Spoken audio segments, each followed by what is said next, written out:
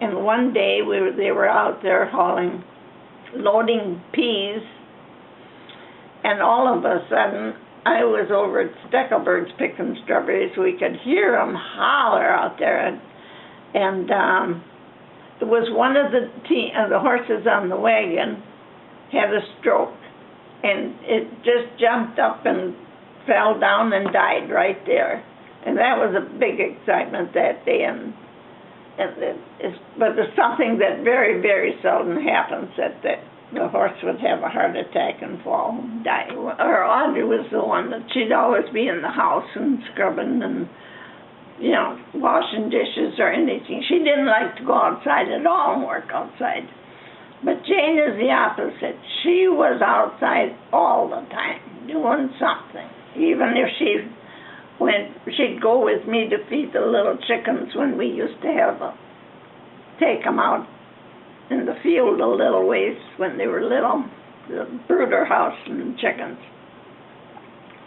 One time, well, Jane had a tricycle, and she could always drive that so fast, and we would always say, be careful, be careful. Oh yeah, she would always be careful. She went out we had two driveways. She went out one driveway, gonna come back in on the other one. She was going so damn fast. She went right off the culvert and tipped over. And no pity for me. I picked her up and gave her one on the hind end and sent her to the house. And Jane was the one, she'd always want to bottle the lamb or anything. She had to get outside and was in with the animals and anything. So we used to butcher or dip sheep and for the chicks before we took them up to the other pasture for the summer. The university always came out to our farm and did some stuff. And so one time they were there, and Audrey was out there. My folks were there to watch all this goings on. And my mother said to Audrey, "Where's your mother?" "Oh, she's sick." My mother said, "Yeah, I know why, because she's always sick when she was pregnant." This is another thing, though. When Grandpa liked to go out in the garden and hoe, I told you about that. But whenever it was nice and hot and warm, and who do you think could come to the house? Grandpa. "Come on, girls, let's go out and pull velvet heads." Oh, and that made them so thrilled, because it was so hot, and it was a horrible day, but they'd have to go out with Grandpa and pull velvet reeds, which they enjoyed. One day, Kate used to always come out and sew for the girls or do something. Kate went over to help Dorothea a lot. She never was with me too much. But she'd come and sew, and so one day I was canning beets. And you know, when you can cook beets, the water is red and stuff, and Jane was outside tearing around with her tricycle out there. Kate was sitting in front of the window, sewing by the sewing machine, and all of a sudden Jane came screaming in the house. She had tipped over and she was bleeding. "Oh, I'm bleeding, I'm hurt."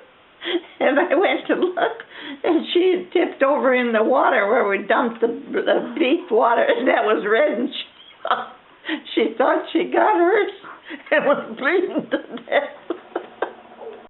When the girls started 4-H, I was a 4-H leader. Usually was the clothing leader. So I always had a bunch of girls there trying to sew that first little gathered skirt that they always had to make. And I remember always Florence Kidsky, Mary was in 4-H, and Florence always liked to make fancy little girls for Mary, but she wanted that skirt, but she wanted to fancy it up a little, and I said to Florence, "Let's just make one plain skirt, because that way, that's what she's going to get judged on." So she made one plain gathered skirt, and the first year she got a first on that skirt. And that's what I'd always taught the girls, if they were going to make something for the fair, make it plain. And they did. Both the girls sewed a lot. And of course I was our 4-H leader, so but we had fun in 4-H. And you know, I can meet some people and they'll come up to me and they'll say, "Oh, Lucinda," and I say, "I don't know them." But they'll tell me, they assume that they'll do it. When I was driving school bus, and 4-H members still come up to me and talk to me. And I just plain don't know those kids. And the one little girl, not little now, she was a grown-up girl, and I saw her at her aunt's funeral not too long ago, this was. And she came up to me and she said, "You're Lucinda Gruber. You were our bus driver." And I said, "Yeah," because she was an Ethel girl and I knew that. And she said, "I'll always remember you. You always wore lipstick." And a good life, and had a lot of fun in my life. Lloyd and I enjoyed it. And our girls, our family, I play cards and enjoy life. My grandchildren, I have 7 great-grandchildren, 10 great-grandchildren, and 2 great-great-grandchildren.